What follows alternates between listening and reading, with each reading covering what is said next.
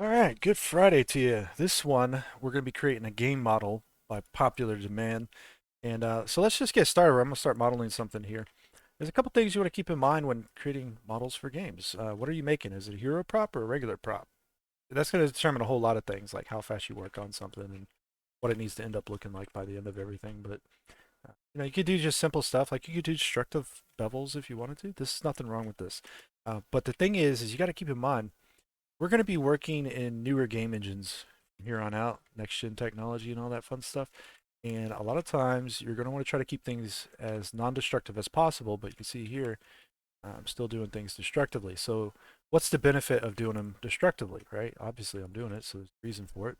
And the simple fact is that it gives you pretty good control over everything, but you can create more or less what you would call a mid-poly model. Like it's maybe a little too high poly for most game engines, but with something like Unreal Engine 5 and Nanite, this isn't such a big deal. Like if I wanted to just cram bevels in every little corner, this is going to be a really good thing to do. I'm not telling. I'm telling you right now. This is how you're going to do things here in the right. So shade auto smooth. This kind of stuff. This is usable. Like maybe this is some kind of like trash can or something. Like this is still usable. You do insets while insetting whole control. You can do this number. There's nothing wrong with this. Maybe this trash can lid needs to open, maybe it doesn't. If it does, you of course would model it as such. I'm using auto smooth right now. So it's a good indicator whether things are smooth enough or not smooth enough. Also, sometimes you'll get some really weird shading going on. You can see here this corner. It's okay, but it's got some weird shading going on. There's two reasons this might occur. First of all, um, the cavity, if you have it on, sometimes it might show you like a misrepresentation of what's going on. Sometimes it won't. Other times you need to actually weight a normal. And when you weight normals, believe it or not, it's better to max it out to 100 and uncheck keep sharp. So if you're baking high to low poly, or even if you're baking a low poly onto itself, this will work out better. You can see what's going on here. It's not too bad, but depending on, what this is in your game, if it's in an environment or whatever, you might need this to be more detailed or less detailed, whatever the case. And you can adjust as needed. So this is personally how I do it. I do everything up very destructively. So with little things like this, we can just go around and tweak now. It doesn't really matter, right? This is fine for Unreal Engine 5. Not a big deal. Can help to just put some control loops in a little bit, and also sometimes just additional edges also help out a little bit with the shading, believe it or not. So it kind of behaves somewhat like subdivision still. And but there you go, we got this going on. So we can use this as just, we'll say this is a mid poly. So let's say we wanted to go ahead and work this back down because we're not working in an Unreal Engine. We needed a lower quality model. We can duplicate this. We can call it a low poly. All right. And we can turn off the mid poly. So we can go to the low poly. And although we're working destructively, if you have the right kind of mentality and mindset behind this, as you're modeling, you'll find ways to make it easier to select things. By running them into giant n-gons, you can potentially blast all these away. Not a big deal. Certain areas like this, like these little edges here, I can do what's called a ring selection. So select loops, rings. We're going to use loops here in a second. We can also do, I've been doing boundary loops if you were wondering how I was doing. But you can see I can select these little areas. I can use select rings now, right, if I wanted to. Okay, so you see how that works. But let's do this, or excuse me, select loops. We're going to select the rings first, okay? We're going to use the select checker deselect. We can select every other one, basically. I don't want to select these outer ones. That's pretty much all that comes down to. And you can see it selected the outer ones over here, right? But on the other ones, it didn't. On these ones, it did. So sometimes you got to be a little bit aware of these kinds of things, right? So you might do cursor selector by hitting C. You just might select these ones in here. Sometimes it can be still a pain to select them, but using that cursor selector, it's not as bad. So we can do checker deselect, okay? Select rings, control X, we can dissolve that. So we can work our polygons back down if we needed to. I'm gonna mirror this because it's symmetrical, but We could certainly, the cursor selector, it might be a little bit large for this corner. Sometimes you gotta be a little bit careful. You can use control and also use the lasso selector. But I think it's gonna select everything, yeah, in that area. So just control and right click, you can do that. We'll make that cursor selector really small, which is then there we go. Let's try it again. No, I want the edges, guy. I gotta switch to edge mode, so press.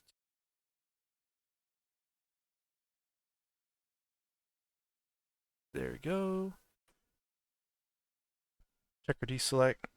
See we're on the outsides here. Let's offset it. There we go. Select rings, or excuse me, select loops. I always call them the same. We can do that. Mesh machine, we can mirror quickly. Maybe we have a smaller trash can as well, I guess.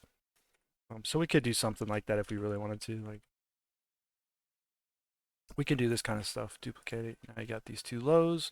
We don't have the mid anymore, but so there's a lot of little things that can come into play here. Like if I press E, S, and I press Control 2, for example. Like this is subdividing right now, believe it or not. And so if you model very carefully, even though we got these huge nasty n-gons in here, this could still potentially work, even with subdivision surfacing. As a matter of fact, if I press X and delete faces, Control F and grid fill it, right? You see how that just worked out like that? So your Boolean n-gon models, if you model them very carefully and think about it as you're going through the process, yes, X delete, Control F, grid fill, kind of creates like a little holding loop there. We got plenty of bevels to hold the edges. So that's a sub D high poly potentially, right? If we needed that. We're not using that one though. So we can do that even here on this one probably. Go ahead and just call it a high poly.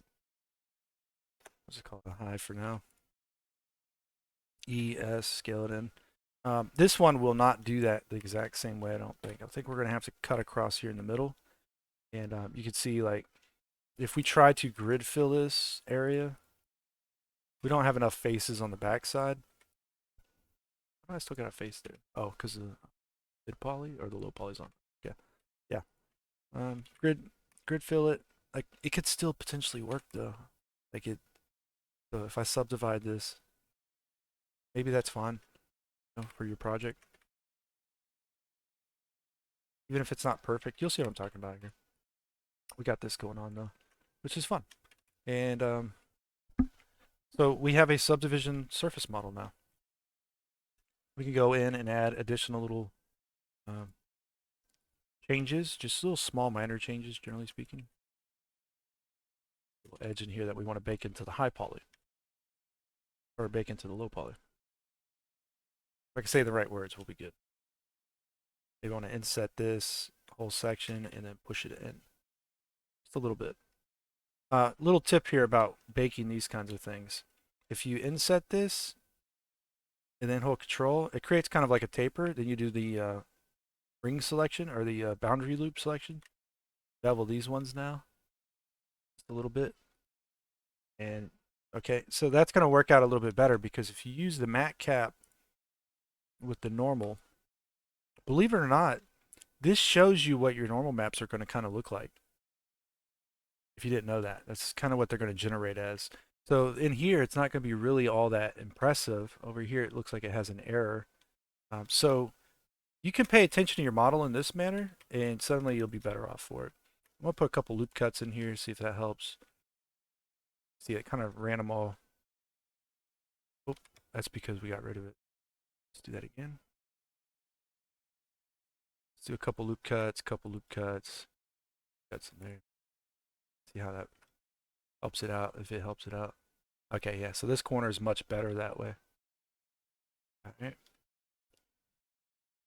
And so even if we wanted to take this, this is already subdividing.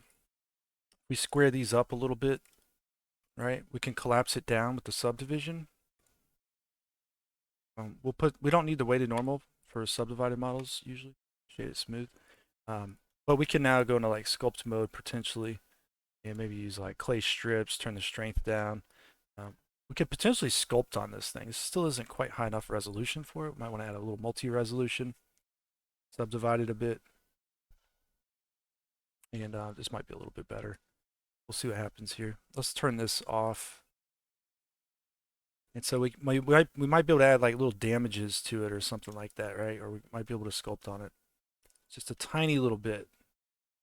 So if we wanted like a little bit of damage here, maybe like someone kicked the trash can, we could do that. We could use a scraper. We can flatten it out a little. That maybe use a pinch or crease. You don't want to get too carried away here with like super fine fidelity stuff. You can do that in Substance Painter. You don't have to do. Okay, so you can see maybe someone kicked the trash can and this is what ended up happening to it. Give it a little bit more story, more life. All right, but we have our high. We can also do, potentially we could do floaters. You can see this is actually a pretty hard selection now. Come through here and select all this. Little trick here is if you press Shift G, you have a selection menu. You can do what's called Code Planner. You see, it got most of it. That's just going to be whatever's flat on those normals, basically. So we can bump that level up or down the threshold here and get different selections going. I want to select here to here, potentially. Then here in the middle. I think I go over one more. Let's deselect that one. Okay. So I'm going to separate this. Shift D, duplicate it, right click, and then hit P and separate selection. Go into object mode. You can select it again. I'm just going to grab it and pull it up a little bit. I'm going to press ES. You see that doesn't work out too well because there's a bunch of back faces on it. So what I like to do is do this and then do a selection method of more. Okay. And then I can hit Control I, X, and delete faces. That gets rid of all the back faces there. Okay. So I can select that, Control I. That does the invert selection, right? So I can press ES. I could do things like this potentially as well. This one here, what I want to do is I just want to, I'm going to press Shift H. I want this edge. I'm going to do proportional edit. I'm just going to push it down like this, all the way down like this, something like that. Okay. So I press, well, in edit mode, I can hit Alt H, bring it back. So now we can see this going on. This whole section here, try like scaling it out, turn proportional edit off. Scale it out a little bit, we might get something like that. You could probably grab this and bevel it a little, maybe a little bit, not a whole lot. That's not going to work out. Let's just delete these faces. Add a couple loop cuts in there. This will still work out. So this is a floater, but it's a very big floater. Okay, this doesn't usually work out very well at all when you're doing a model, because when you take a model and you're in Substance Painter and you do the little front and back facing thing, it's more or less doing this. Is what it's doing. Alt S, like scaling along normals. And so when by the time you scale it out here, you can see it's killed all of our details in here. So we're going to actually need a potentially we're going to need a cage. Okay, so we're going to do a cage in this one. But you still want to try to get these as close as possible without them clipping. And probably don't want to do too many big details. Sometimes it still helps if you just scale them a little bit flatter. You might just have to do that still. It just makes things a little bit more manageable. But we could say this is a floater, HP. I don't know what we call it. We can do on this one. We could put it in underscore ignore BF. So it's going to ignore the back face, and that's going to keep it from casting ambient occlusion onto the surface around it and stuff like that. So ignore BF will do that. This is the high poly. You could call this trash. You want to name these things usually like trash can underscore. And this one's called floater HP whatever, right? We don't need HP back here. Trash can HP floater. Or you can just leave it as trash can, I guess. I don't know. It depends on how you want to do these things. But you could do trash can underscore I floater ignore B. A lot of people don't understand this, is that when you underscore and do the high and low naming convention, it could be anywhere. You could put it at like, just have it prefixed here with trash can, but it could be like at the end. Ignore BF could be before or after. It really is crazy like that. It's pretty forgiving actually. So the high here, so we could just do trash can underscore high, and maybe not a double underscore. Got the low poly, so we could do trash can low, and okay, so we're gonna need to take the low, we're gonna duplicate it. We're gonna turn off everything except the high. So we got the duplicate of the trash can low. We're gonna call this trash can cage. Okay, this cage, the best thing you can do for this is add a material. Go down to viewport display. We're gonna change it to, I'm gonna change it to blue. You can use red or whatever you want. And turn the alpha down here. Okay, just on the color. Okay, this gives you the ability to see through the mesh a little bit. This is actually pretty good because now I know for a fact this face here, I want it to cover this one. So if I just move it up, this might distort quite a bit, but I can do that, right? Like I can pull this up and cover that entire area just by pressing G and Z and doing that fun stuff. And the rest of it, I can hit Alt S and just pull it out a tiny little bit, right? Some of the other places right here, like this one, has a little bit of the damage there. We might just hit Alt S here and we might pull it out a little bit. Just want to cover the high poly mesh. Okay. You see how far that floater is though? We had to pull pretty heavily up here and that can cause some distortions. We'll see what it does, but I think it will be all right. I'm hoping it will be all right. I'm going to Alt S this little area here. Let's work it a little bit tighter.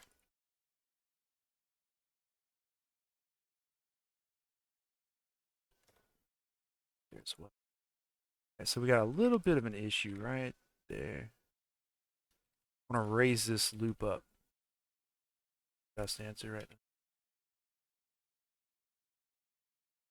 now. All right, so that's about as good as that's going to get. So we have the cage. Let's go ahead and start exporting. We're going to export FBX files, default settings, nothing crazy. Oh, before we do this, actually, let's take the low poly. This may or may not work the way I just did this. Let's try it real quick. Let's take the low poly. It's using a weighted normal modifier. This is exactly what you want. You want to blast it out to 100. So this is fine. We need to add a triangulate here. Just a regular triangulate and keep normals. That's it. We're going to export it. So this is the low. All right, so we'll say trash can underscore. You could put low, but we could just do like underscore 01. Name it your game model if you wanted to. That's it. Fine. And so trash can cage, we can export. Okay. Doesn't really matter. If we triangulate this, this probably would be useful here as well. Not saying it will for sure be useful, but pretty sure it will be. So we'll do so it matches the low poly basically. It might lose the vertex order though. So trash can cage, and that's what the cage uses to. It basically every vertex has a number associated with it for the most part, or like an order that they go down when they're listing or creating a 3D model. And so in that order, if the order changes for whatever reason, the cage doesn't work. That's what it is, because it has to be able to reference the right point at the right time or the right place in order to create the cage projection outwards. All right, so the highs here, we can just select both of them, go export, and we'll just call these ones underscore high. It's pretty simple and straightforward, right? And so now we can go to Substance Painter. Let's load that bad boy up. Hopefully, if we did everything right here, this will all work out.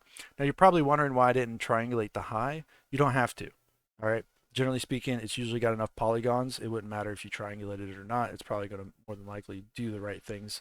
But you could, if you have any kind of little errors, perhaps, it might show up. So, Substance is loaded. Let's go new project. I'm using the Unreal Engine template real quick. I'm going to use 1024 compute tangent. None of this is checked. That's UDIMs if you're going to be doing UDIM texturing methods, right? Import cameras, auto unwrap, we're not using. So Unreal 1024 DirectX. You could use 2048 4K or whatever. Select your low, right? In this case, trash can 01. Bam. Select.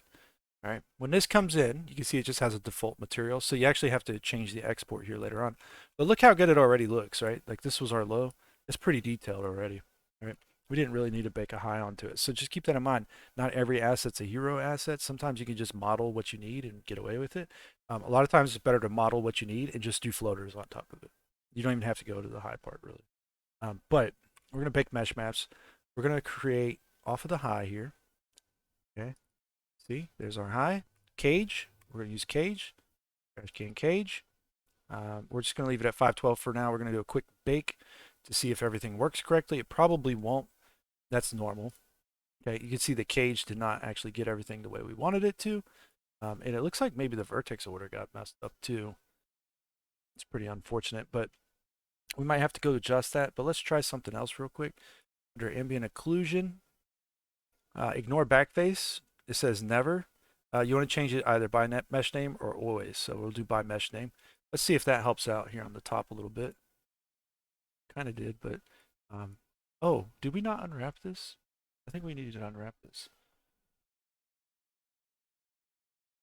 That could have been a problem. Let's see. Yeah, we did not unwrap this. So yeah, you want to unwrap things, guys. Nice. Let's just do this very cheap like. There's a couple areas you can add seams that are just very quick and easy to do. So usually in the corners,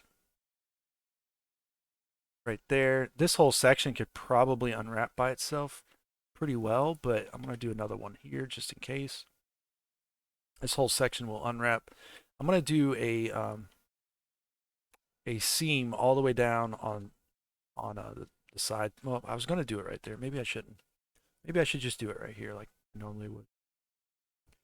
You can see also you want to use this center line. We don't have any because we didn't use the wrong amount of bevels, I think. This might be the center line, but it looks like they should be going in here. So sometimes you can get away with fixing this by doing a quick little number like that, but it's not technically the right answer. So usually you want to use a center line so that you can collapse it down into a LOD later on, right?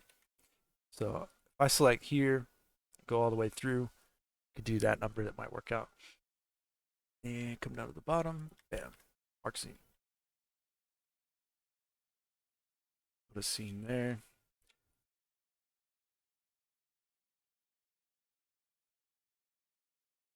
Another one right here. This is why loops are so good and edge flow is so important, guys. I don't think I needed to do one right there, did I? No. This one, I do here. We don't have to do it all the way down. That cursor selector, that circle selector, or whatever you want to call it. Money. Pure money.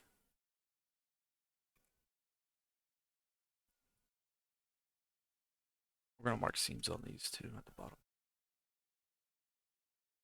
Got to make sure we get the whole thing, though. Mark seam.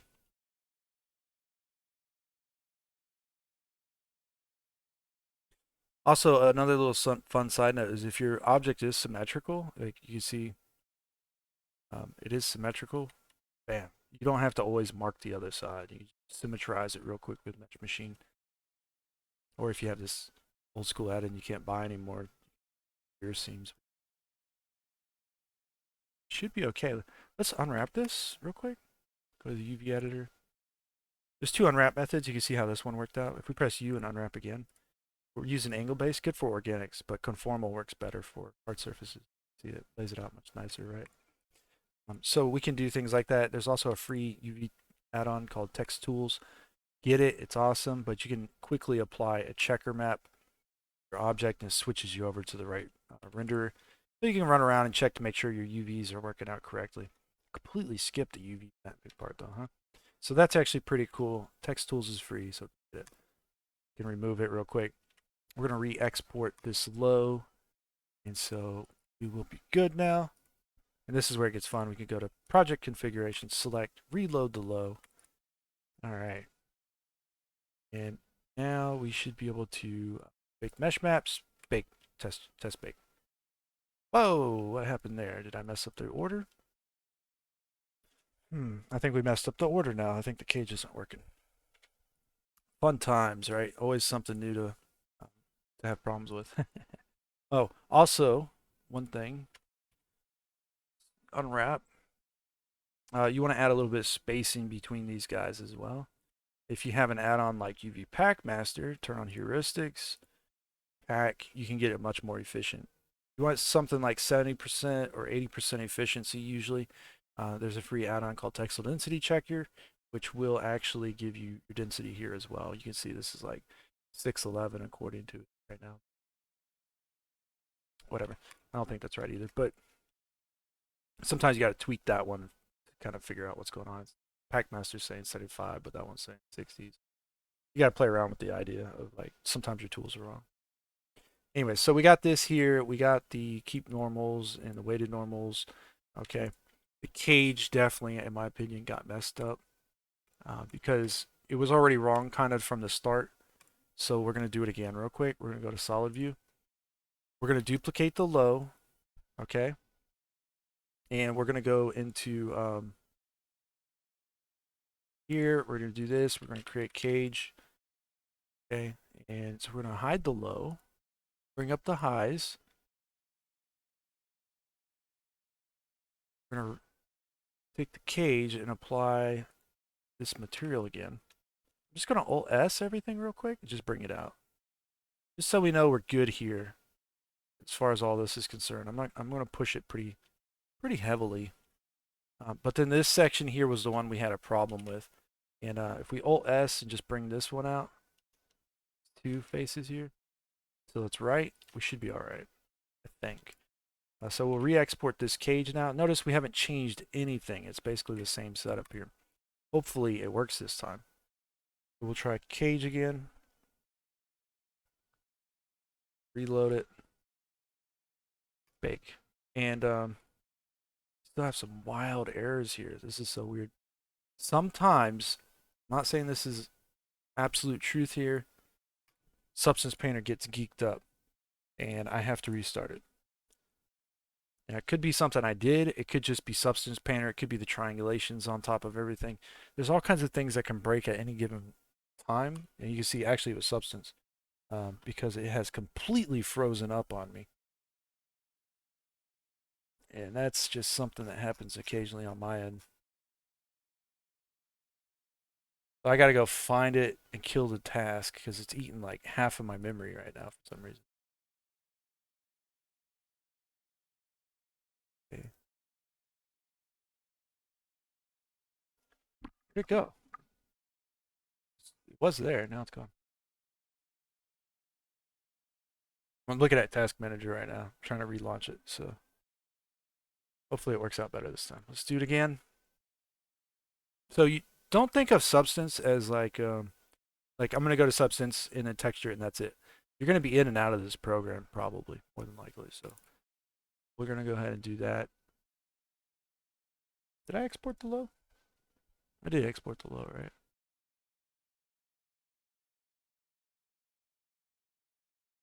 So let's reload it then.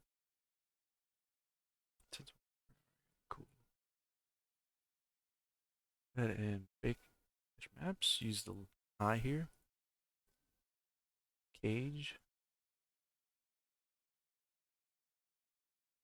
Bake real quick. All right, there we go. Look at that. We finally got it. It's going to look pretty janky because it's not a lot of resolution to this right now. That's kind of like the purpose of just doing that quick preview bake. But we can start to see if we have like major ray misses and stuff going on, which we don't seem to have really. So we can go back and we can make some adjustments. You notice how it's casting a shadow right here? That's because when we started this project again, we didn't fix ambient occlusion again. So we actually have to do ignore backface, by mesh name. Let's see if that fixes it. Oh, the shadow's gone. Look at that. So this is where you find all your problems real quick by doing it this way. Because curvature, you might want to have like ignore backface. Like one of these other ones is position thickness. One of these does it, I think. But anyways, usually ambient occlusion is the big noticeable one. So we're going to go ahead and jump over to doing a 2048. We're going to do 2 times subsampling here. And you can see match always by mesh name. You do that as well. Okay. And yeah, that should do it. It should bake out pretty well here. It's going to take a little bit longer this time because obviously there's more resolution, but and some subsampling. But we're going to get a much cleaner result. There we go. Talk about pixel perfect. You cannot get it much better than this. All right, so I explained this in other videos. I want to just show it to you real quick with this low poly here. Okay, duplicating it so we don't mess it up. Here's the thing about this. The triangulation is recorded in the FBX file, right, when you export it. And so what ends up happening in Substance, hit F3 so we can toggle over to this view, and hit C. We're going to toggle through the color here. We might not be able to see this. We might be able to see this. And you can't really see it. But that triangulation of the high poly and the low poly is combined together here in the normal map. It's really hard to see it. I'm telling you right now. It's almost impossible to see it. But it is noticeable specifically when you have an object with a metallic surface. So if you ever want to check for really small minor errors, turn on a metallic surface. So create one real quick. Create a material. Set up metallic full blast. Turn roughness down pretty much as low as you can go. And you'll start to find your normal issues usually with this. This is a good way to check it. So if you take, for example, if I turned off the weighted normal, this is got way different kind of shiny reflective properties, and that's just the shading. This is the corrected shading, right? Let's look at this in solid view just for a moment. I've explained this in previous videos, but let's do this. I'm going to get rid of the triangulate for just now. And so get rid of the triangulate here. So this has a weighted normal, this doesn't. I'm going to apply the weighted normal at 100. Okay. I'm going to apply the weighted normal at 50. We'll do these ones over here. Hide that one, I guess. And this has nothing on here. Let's just shade auto smooth. Shade auto smooth, shade auto smooth. They're all good. So nothing. Weighted normal at 50 or 100. Let's do this one at 50 then, so we know. Kind of going in the right order here. Let's do 50 there, and we'll do 100 over. Okay, 50, 100, nothing. Let's convert all these to a mesh real quick. Convert to mesh, right? So there's no modifiers anymore. They're all been applied. Let's go into edit mode. And if we look at these in edit mode, we turn on split normals. We'll bump these up. These are what's controlling the shading. And so here with the, basically, the shade auto smooth going, what we'll find, it's kind of hard to see what's going on because there's so many. All right. But basically, these normals, let's look at like a single face maybe. It's going to be too much. It's too much to look at. You guys aren't going to see it. We'll focus on one at a time so you can see what's going on here. And we'll do these top ones. These ones are good representations of this. So shade auto smooth, you can see they're doing like so. All right, they're bending kind of forward, backwards, all kinds of nonsense. All right, okay. The weighted normal at 50 starts to correct that, and so you're going to see that they're still kind of backwards and a little bit forward, but they're starting to get more straightened out, right? So this one here with the weighted normals at 100, look at this. They're not maybe perfect, but they're very dang close to perfectly straight up and down, but they're going to do that all over the place on the model, specifically on the flat faces here, right? You see that one's pretty much perfect. These are pretty much perfect. These little ones here. I hope you can see these guys, know which ones I'm talking about, these ones, right? And so that is going to help create better shading, period, okay? And so what ends up happening is if you're baking and you're getting ray misses, that's because those aren't pointed out straight in the right directions. So if I hit F2 here, hit M to go back to material, this is the reason why you can get bakes like this, is because all of these are straightened out and they're gathering light from the proper areas, and it's not set up wrong, basically. It's not messed up. Not to mention we used a cage too, and because of that, we have perfect bakes for the most part. Might want to play with the curvature settings a little bit, but we can go to like smart material. We're just going to throw on this steel painted one, which I happen to like a lot. But you can see this is where we're at. If you ever notice seams, okay, that is where your UV seam is. But a lot of times, unfortunately, this is because your materials aren't set up as triplanners by default. Usually, not always, but usually they're not set up as triplanners. So if I set this to triplanner, might see a result here. But this one is mostly noticeable in this rust. So if we go to this one and we set it to We just set that to triplanar, didn't we? It might be the mask on it. Then sometimes the mask needs to be set to triplanar, and you may not even have that option available to you. Okay, it's just look, it's not here. All right. Unfortunately, that means it's hard to fix. This one happens to be a particularly hard material to fix, but you could go to the paint layer here, or excuse me, the mask section. You can add a paint layer. Okay. And with paint, you can just use alphas of some sort. We'll just click the alphas section here. You can see we can come back through and kind of manually correct that. Okay, so there's little things like that you can do all over the place. Not a big deal. I mean, really, it seems like a bigger issue than it should be, but that's like the easiest way to fix it. I know a lot of guys try to use the clone stamp stuff, but why? You can just fix it on the mask basically. See, right? I don't know why none of these are loading right now, but it'd be nice if they did. The logo of some sort. Sometimes you could just do like big patches a little bit and do that number. And then you can paint on the other ones as well if you needed to, whatever. Like here. Maybe you want to add some more rust in there or something, right? Do something a little bit more grungier. You need to do this on your materials, by the way, or your models. It just helps build the believability of a shape or an object up. Plus, it gets rid of your seams. You could use triplanar. The problem with triplanar is that it makes everything slightly blurrier. All right, this is going to be how you get your sharper textures out. And but yeah, that's pretty much it. So if you're not working with a super rough material like that, sometimes other ones work out quite well. You see, we'll still have seams maybe, but these aren't as noticeable on this particular one. So think about where you place your seams as well. But this is how you're going to get that AAA polish now, right? Because now you can actually do a little bit of sculpting. You get an idea that you can use Boolean ingon workflow subdivision techniques.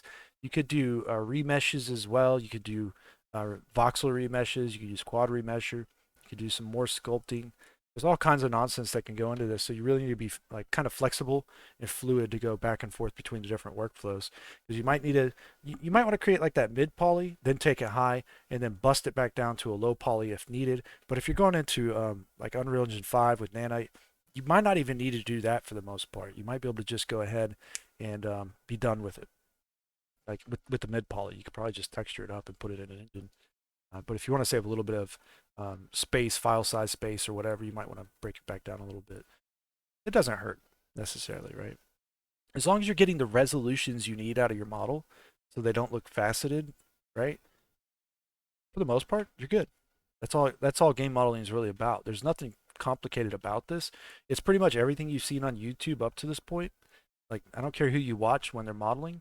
The only difference here is that you want to be very meticulous about it and keep your mesh super clean along the way for the most part. It doesn't have to be subdivision ready, but you want to make sure that shading, you know, when you're using weighted normals, you're not using keep sharp. You're adjusting your model's topology to the point that it holds its own shading by itself with the weighted normal modifier, right? At 100. And you're not having any errors there. And that's going to give you the best possible results. And then you can do all the baking stuff that you want. Go back and forth and fight with substance like I just was in this video and forget to do things like you have something, right? But anyways, that's it for this video, guys. I really wanted to put this one together for you because a lot of you guys get really confused on like what it takes to actually create game models. This is it.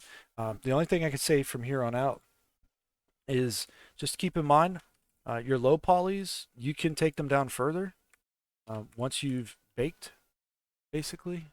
So in your game engine, let's go to the low poly here and take a look at it, okay? Let's erase this here. I don't know why I still got that. But anyways, just keep in mind, after you bake a model, right, when you put it into Unreal Engine or whatever, keep it with the triangulation on it, okay? Do that. But when you go into edit mode, you can turn that triangulation off. You can come in here, potentially, and you can keep downsampling or downresing the model later on. This is how you would manually create LODs, right, for your different game models. So if you're from way back here, you start killing off some of those edges. If you keep everything nice and clean, it makes it easier, right? Cool. Anyways, thanks for watching this video. I will check you guys out in the next one. And have a great rest of your day, all right? Take care.